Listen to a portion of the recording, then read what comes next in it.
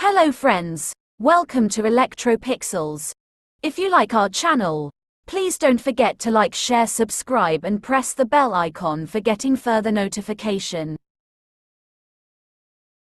Hello friends, once again welcome back to ElectroPixels.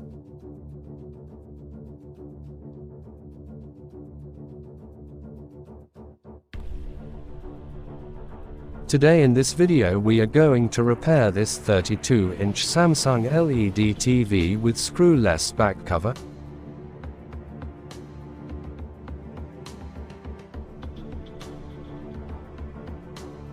See friends, in this TV the complaints sound okay, no picture problem. As we discussed earlier, we need to remove panel internal Gatesignals shorting to repair this TV, because the reasons for this no display fault is mainly internal shorting in Gatesignals inside the glass panel. Due to that, the panel DC to DC IC goes to protection mode and doesn't generate any basic panel voltages. So here first we need to open the TV back cover. See, finally now the TV back cover is opened.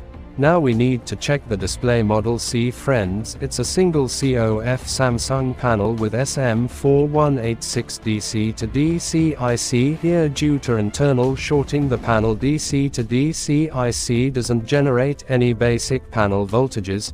Here these are the Gatesignal tracks from both left and right side respectively. So here first we are going to cut down the right side Gatesignal tracks. See friends, after cutting right side Gatesignals, now the picture comes and the TV is started working back to normal. This is just only a temporary solution. Permanent solution is always panel replacement.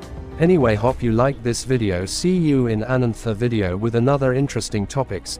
Thank you for watching.